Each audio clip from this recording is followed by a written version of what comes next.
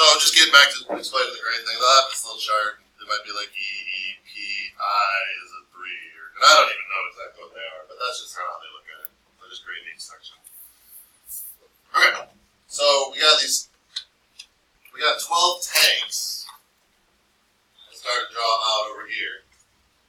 And there's 10 like shrimp in each tank. So we're not going to move the tanks. They're just kind of sitting there. We're going to decide what kind of treatments are we going to put in each of these tanks. Well, we got 3 different growth enhancing nutrients and 2 different salinity levels. So how many treatments am I going to have? I'm going to have 6. Did we talk about this a little bit yesterday? Yeah. So you're going to have A combined with low, A combined with high, B combined with low, B combined with high, C combined with low, C combined with high. So I started to draw this yesterday, and I can still draw it. I went A, B, C, and this is just kind of counting how many treatments you're going to have and giving you like the combinations. And then someone asked a really good question, well, isn't that a block design? If you're like branching and then branching again, isn't that a block? And it's not. Because they do say in here it's completely randomized, but then it looks like I'm drawing block. Why is this not block? Who asked? Was that you that asked yesterday? Or am I? One of you? Okay, you guys can't answer. Yeah? Is it because you have to randomize the A, B, and C too? Like there isn't like a... That works, yeah. So I didn't go like, I'm going to go over here on A and do like a random... Yeah, so I am randomizing those also. So that's a reason I didn't think of. I am randomizing those also. Why else? There's 2 reasons. Yeah. There's what? So you block if there are lurking variables, right? And you block on the lurking variables. Are these lurking variables, or are they what we're trying to test? They're what we're trying to test. So these are the explanatory variables. They're the primary variables. They're the main variables. That's what we're after. You block if there's something like in the way of them. Does that make sense what the difference is? Okay. So I didn't think to explain that. Then someone asked, that's a good question. Alright, so describe a completely randomized design that will allow the biologist to compare the groups. So what I would do is number the tanks. Number tanks 1 through 12. Put numbers in a hat. Mix them up. First 2 you pull out, get what? A low. Next 2 will get A high. Next 2 will get B low. B low. So I'm just going to go, the first 2 get A low. The next 2 get A high, etc. Like you don't have to write out all 6. It's kind of annoying. And then I'm not done yet. If I'm describing the experiment, I'm still going to say compare, what are we looking at here, like growth. Compare growth. Just in 3 weeks.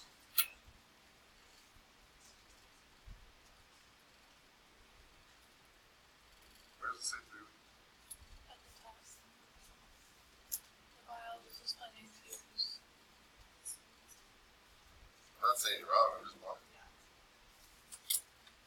It says all the questions that question me. Oh. Okay, that's fine. Alright. Are those 2 okay? Yeah. One question. I just Yeah. wish my I numbered the treatments and assigned them to tanks and not tanks assigned to treatments. Totally fine. Okay. So you're randomizing still. It's just like the reverse process. Yeah, that works. Any other questions? Alright, and then C and D, we haven't talked a ton about this. So we're going to do this, then I got a couple other examples I wrote that I'll show you. We'll just talk through them. When you run an experiment on a specific thing, there's a common mistake where people try to generalize it beyond that thing. So for example, if I test 4-year-old cows in Michigan, and I find that, they prefer a certain type of food. So what I just said was 4-year-old, let's do this, 4-year-old male cows in Michigan.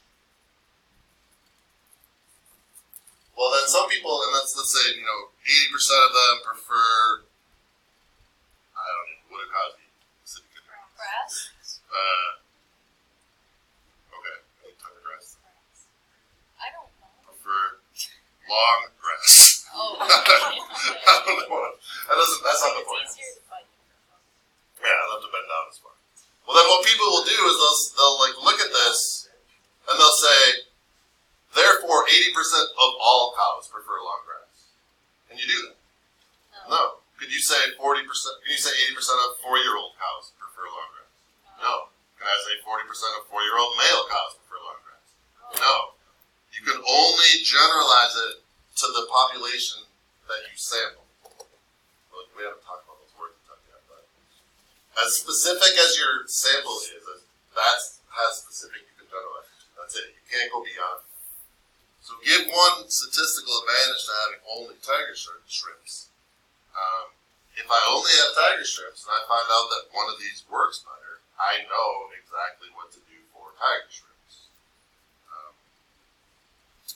So there's one statistical advantage to having tiger shrimps experience. There are no other types of shrimp.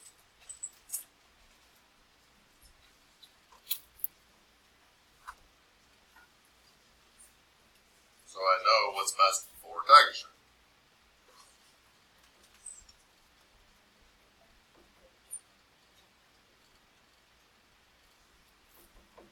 But then the disadvantage, so thinking like through that same process, what's the disadvantage? You're gonna show. If some of these like factors don't work, like if nothing happens to these shrimp, you would just like assume that none of this works. So you wouldn't know if it worked on other shrimp, right? So that's the main idea. Like I wouldn't know anything else about any other type of shrimp. I just zeroed in on this one type. And let's say that B low works best for tiger shrimp. Does that mean it's going to work best for? I can't name another type of shrimp. Jumbo shrimp. Yeah. Does that mean it's going to work best for jumbo shrimp? No. So that's like the disadvantage. How were you going to say? I said that, the premise of this, at least putting to the top, was to study the effect on the growth of all shrimp, just as on the growth Of shrimps, yeah. So it's failing at. It is failing.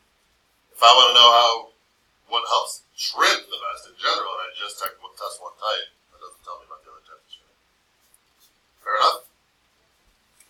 Alright. I wrote out 2 multiple choice questions. I'll throw them up on the board, you read them. Just in your head answer these. It's exactly what we just talked about, but I just want to have you practice them a little bit. I'll try to make them bigger for you.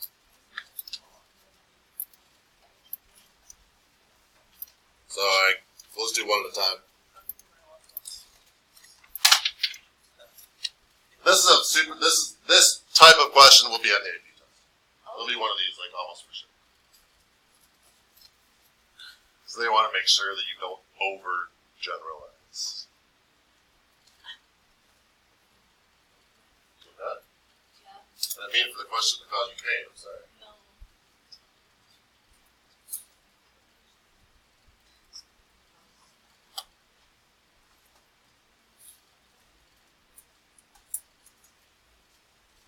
So what's the answer?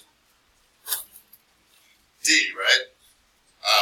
If I asked 60 Milan residents between a certain age about their opinion on whatever, all I can do is generalize that to Milan residents. And what's the reason? That's all I ask. And is it possible that if you're older or younger, you have a different opinion? Or live in a different city? Yes. That all matters. Is there a charter school in Milan? No. There's not, right? So that has an effect on, what's that? Is that in Ypsilanti then? South Harbor, yeah, what's Yeah. that? That's UC. Yeah.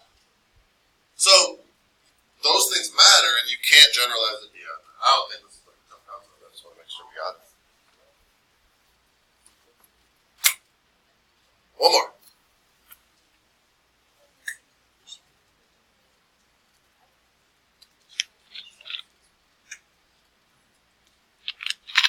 I used like the same pattern in writing my answers. That doesn't really help you, I guess, but hopefully it makes sense. I asked 50 male freshmen in Milan. I can't go to all freshmen because females might have a different opinion. I can't go to all male students because sophomores, juniors, seniors might have a different opinion. I can't go to all male students because, again, freshmen or sophomores, juniors, seniors might have a different opinion. So if I ask male freshmen in Milan, all I can do is male freshmen in Milan. Fair enough? Okay. Alright, we're going to move on from the experiment stuff. I mean, it's kind of similar. We're going to stop talking about block and match pairs, randomized proven. Move on to types of bias. If I can find the notes.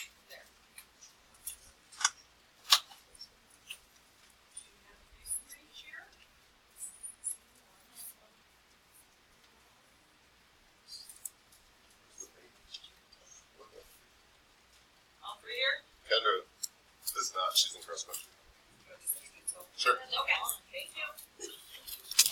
I have these MMEs I was supposed to give you too.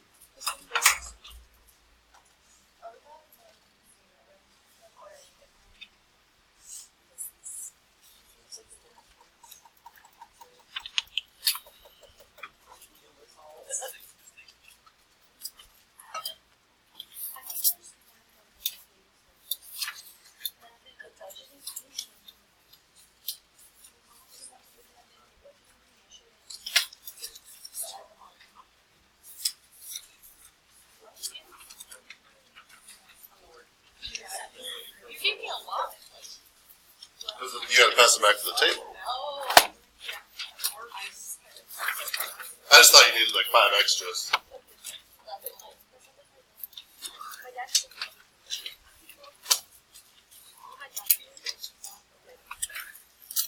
Okay.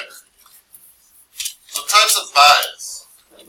So bias is anything that through the way you're designing your process. We're talking about surveys. So I'm gonna I want to know about people in Milan and what they think about something, but I'm not gonna ask every single person in Milan. I don't have enough time. I don't have enough money. I don't have enough resources to do that. So I'm gonna try to randomly choose. I'm gonna try to choose 200 people, and then if 60% of those people support a higher tax to fix the roads, I'm trying to kind of assume that 60% of all Milan people think that. Right? That's kind of what statistics is. Like we'll take a survey and try to generalize that to a bigger picture. Bias is anything that you're doing wrong in your process that's going to kind of tilt the scales in one direction or the other. And there's 4 different types that we're going to go through. So voluntary response bias is the first kind. It's the first kind I listed. There's no real order here. And this is where a poll or a survey is optional. So a common example of that is like a radio talk show. We're going to talk about gun control. Call it if you have an opinion, let's talk about it. We are not talking about gun control. Let's make that clear. But who's going to call in? People that are listening, first of all, I didn't think about it. Yeah, so that's like part of the issue. But people that feel strongly about it. If you're very pro-gun control, do you agree you're probably more likely to call in than if you're just I can see either way. Or if you're very anti-gun control. So you're going to get the really strong opinions on both sides. But is that, I'm not saying the percentage is different necessarily, but is that a fair representation of everyone? It's not. So that's what's called voluntary response bias. You tend to get only very strong opinions.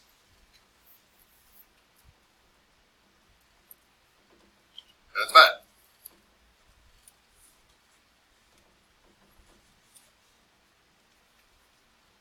So a radio call-in show is very common.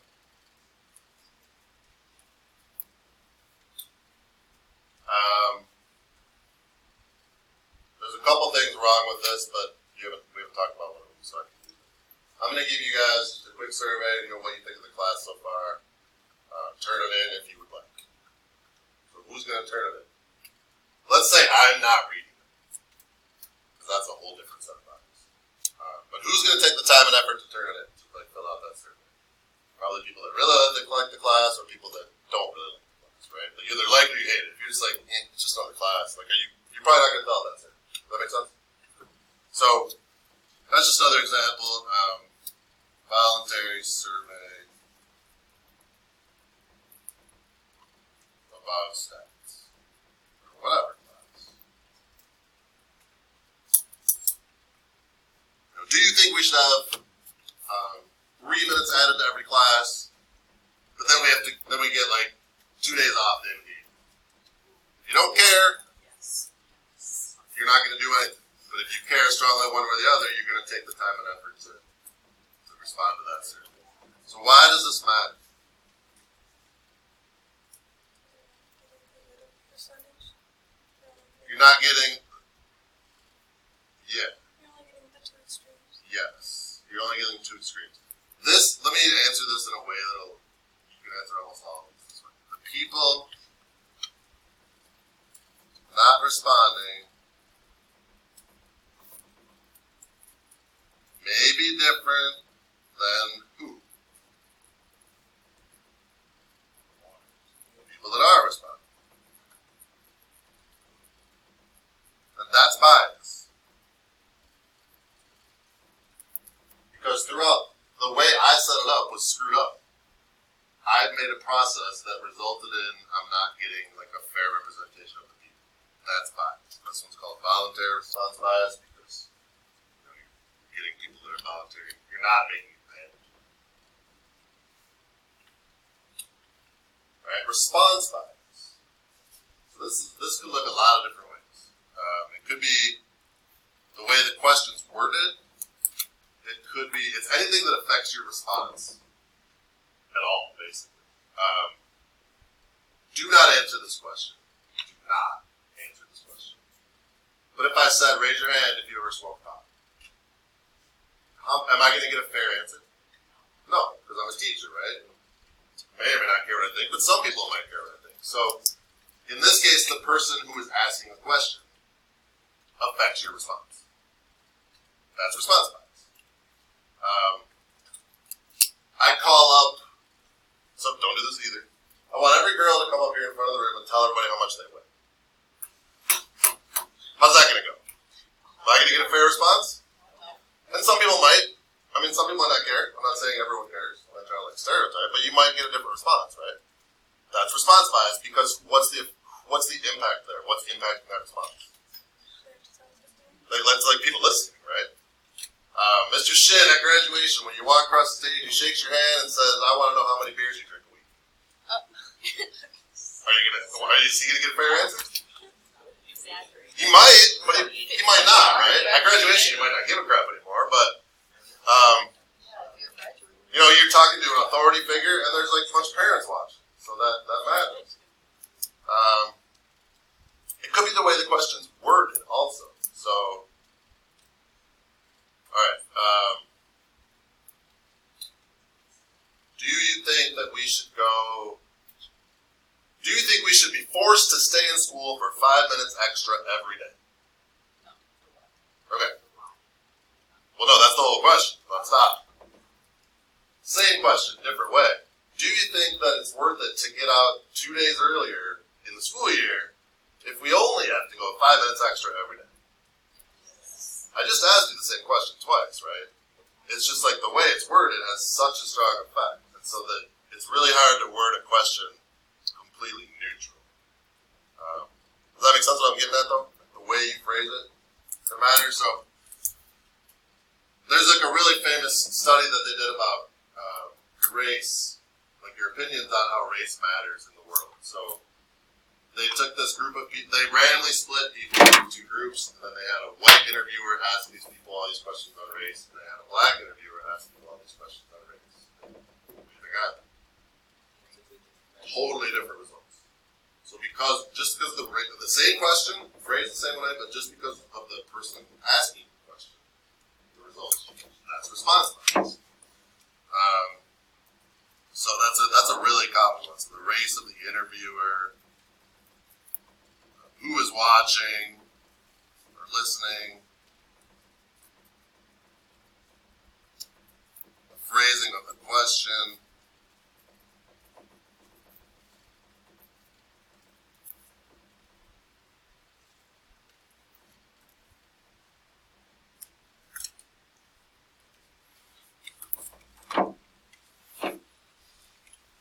if you guys were willing to just pay $2 more a month we could have the best roads in the state. How many support that? I don't know. How many support higher taxes for something that the government should be paying for anyways? I mean, so you know what I'm saying? Like, you can phrase that really, and it's very, very difficult to phrase a question without bias. Jimmy, is it easier if I turn this? Can you see? No. Alright, that's response bias. Non-response bias. So non-response means they did not respond. We tried to get them to, but they did not. So, let's see.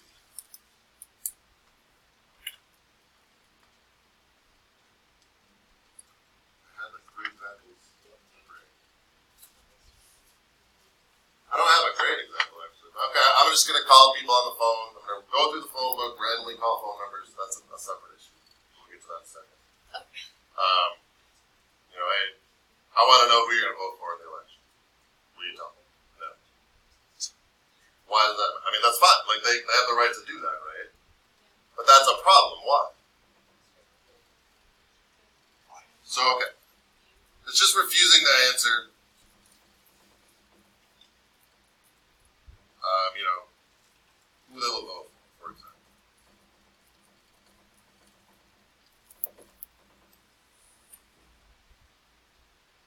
I actually think this happened a lot. I don't want to get into politics, but I think this happened a lot in the last election. I think a lot of people, when they made the phone calls to do surveys, people didn't want to answer if they were going to vote for Trump because they didn't know how it would be taken. So the surveys were not really representative because a lot of people just didn't answer. And then what really matters is the people that, it's the same thing as back here. People not responding may be different than the people that are responding. It's the same exact thing. The people that aren't responding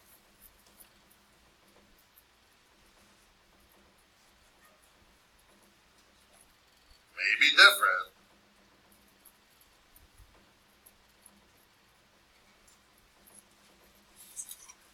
than those that are.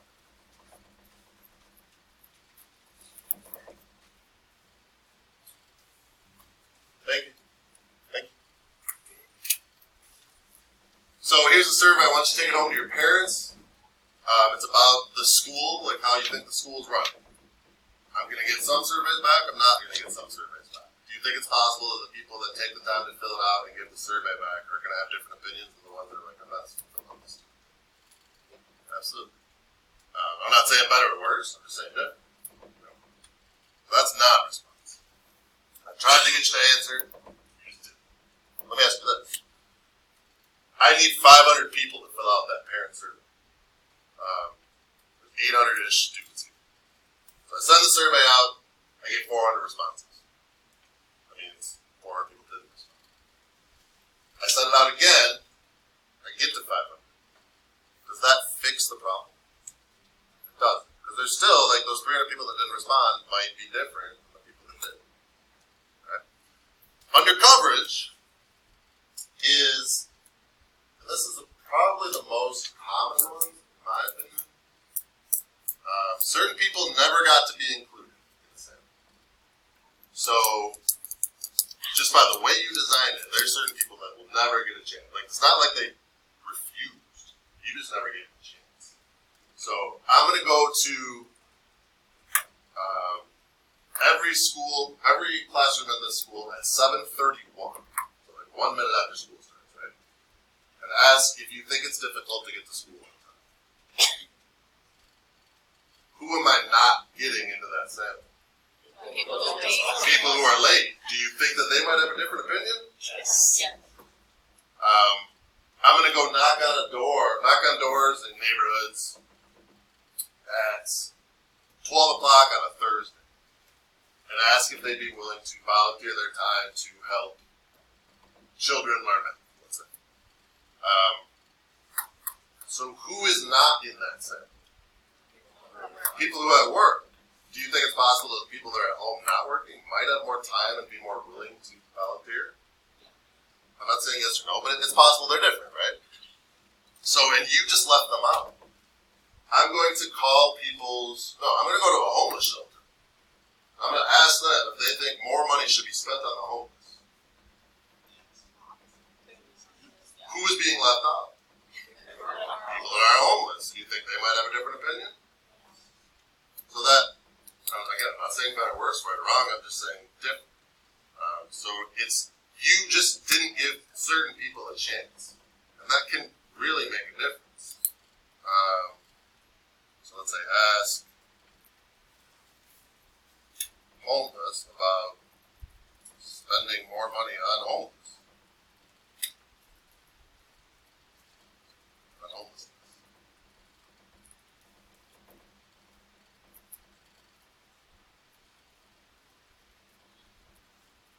Ask people at home at noon on a weekday to volunteer their time. You know, they might have more time, they might be more willing to. They might not, but it's possible that those that are not home at that time have a different opinion than those that are.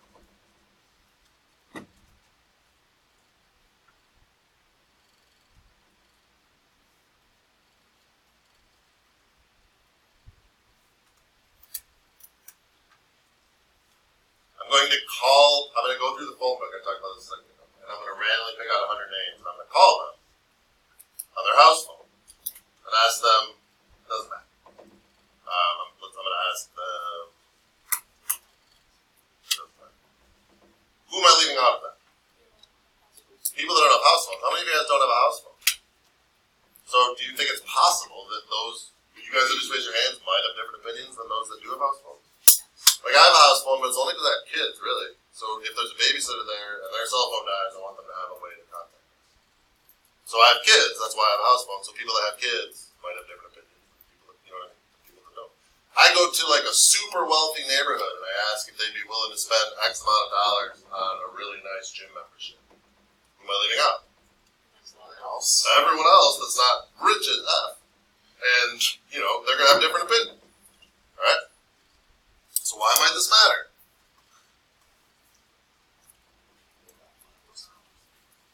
So it's a little different. You can't say people are not responding because you didn't give them a chance. So people that were left out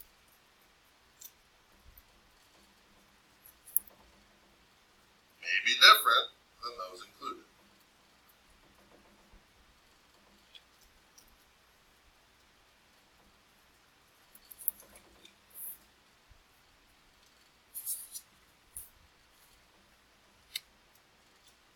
So we have 4 types there that you're responsible to know. Any questions on any? I'm not saying you understand them or you know them all like perfectly now. But any questions on any of those 4? Like I didn't quite understand what you were saying about this. Re-explain this.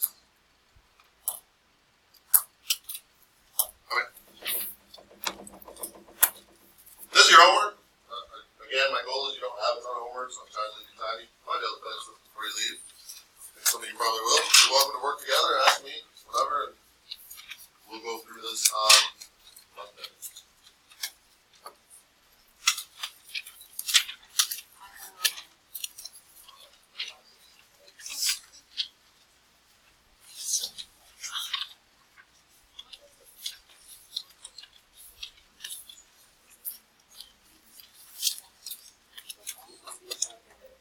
There might be more than one. So when you're, I tell you to put like VR, UV, R, and R. There might be more than one. So a couple of these are, you know, a couple of the options. But so you are allowed to put more than one answer for each question. You don't have to. But I think there's a couple that could be argued in a couple different ways. Make sure you see there's a back. I do want you to write your own of each also. And you're trying to write one that we didn't talk about. So you gotta think of your own. You gotta use your brain. And just steal my brain. You don't want my brain.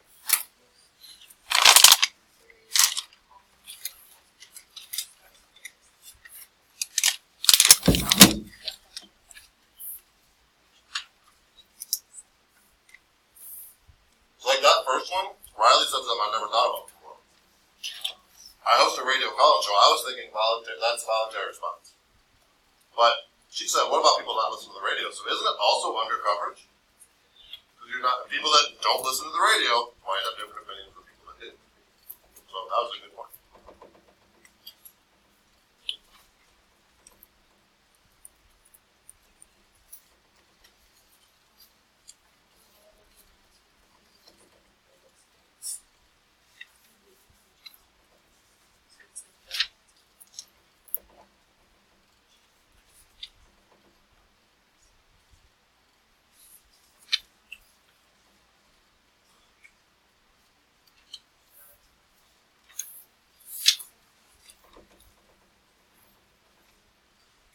6 years I've been teaching that class, no one's ever brought that up.